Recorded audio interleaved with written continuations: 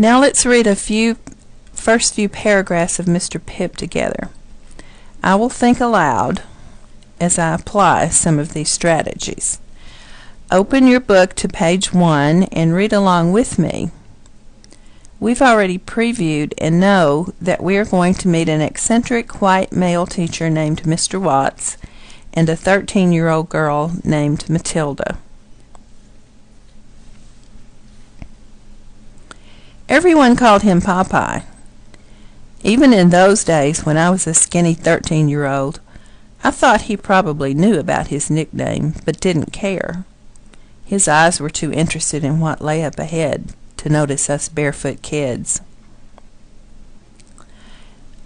At first, the cartoon character Popeye the Sailor Man came to my mind, and then I began to think this is a nickname that children have given this man, making fun of an unusual physical feature.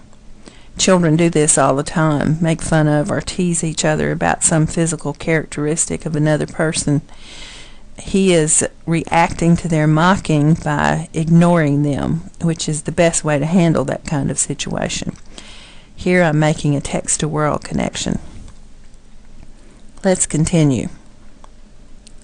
He looked like someone who had seen or known great suffering and hadn't been able to forget it. His large eyes and his large head stuck out further than anyone else's, like they wanted to leave the surface of his face. They made you think of someone who can't get out of the house quickly enough.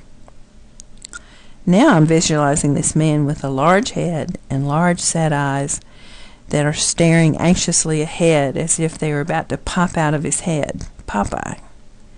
I'm beginning to wonder what suffering he could have experienced. Suffering changes people, and they can't really forget it. Here I'm making a text-to-world connection. This description is beginning to make me feel sad for this man that these children are making fun of. I'm reacting emotionally to the text now. Let's continue. Popeye wore the same white linen suit every day. His trousers snagged on his bony knees in the sloppy heat. Some days he wore a clown's nose. His nose was already big. He didn't need that red light bulb. But for reasons we couldn't think of, he wore the red nose on certain days, which may have meant something to him.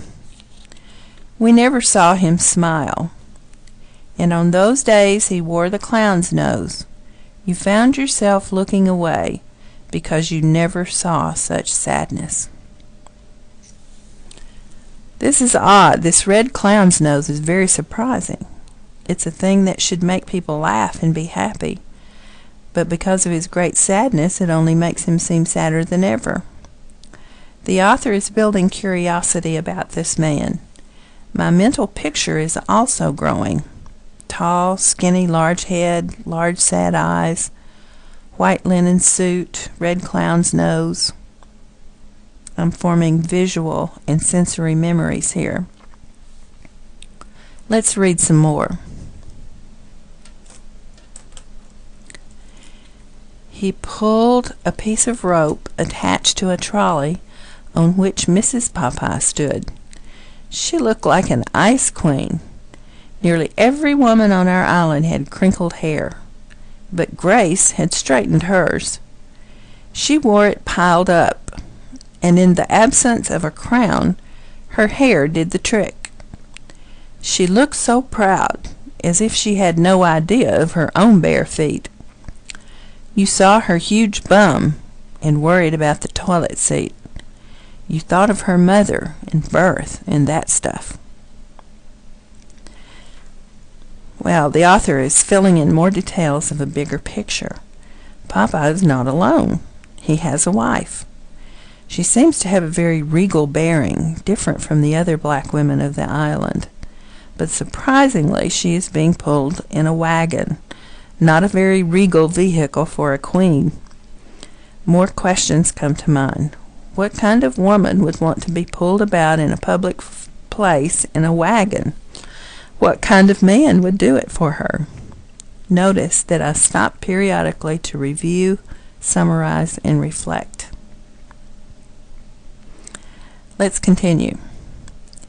At 2:30 in the afternoon, the parrots sat in the shade of the trees and looked down at a human shadow 1/3 longer than any seen before. There were only the two of them, Mr. and Mrs. Popeye, yet it felt like a procession. The author is yet again making the picture bigger by giving us the point of view of the parrots in the tree, looking down, and Mr. and Mrs. Popeye parading by.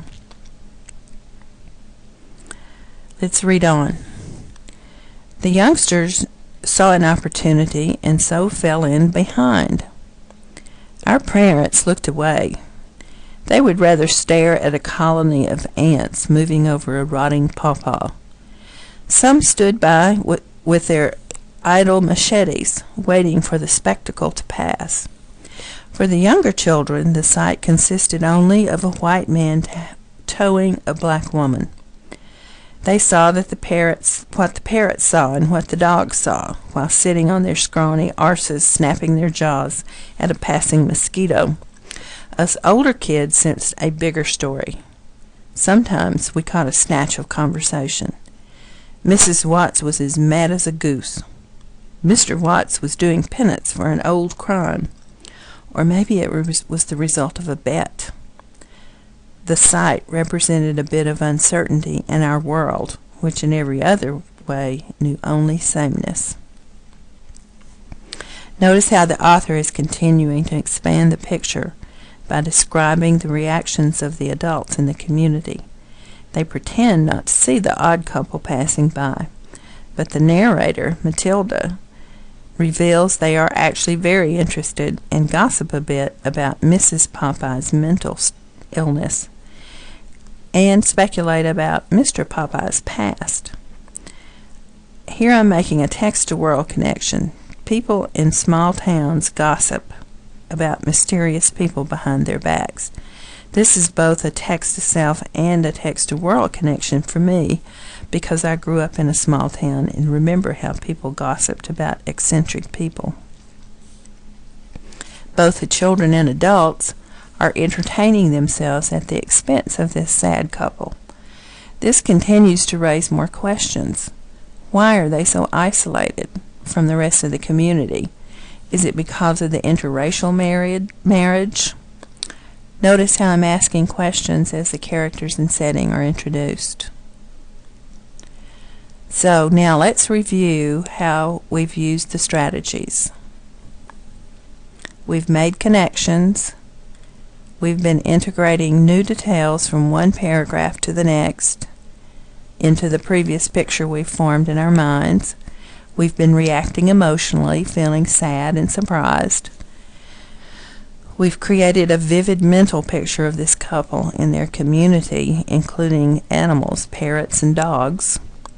We've asked questions. We've stopped periodically to review, summarize, and reflect. You've probably constructed meanings different from mine. Using these strategies is motivating me to continue reading and creating eagerness to find out more about the characters and what's going to happen to them. I can already predict a quiz question or two. Can you?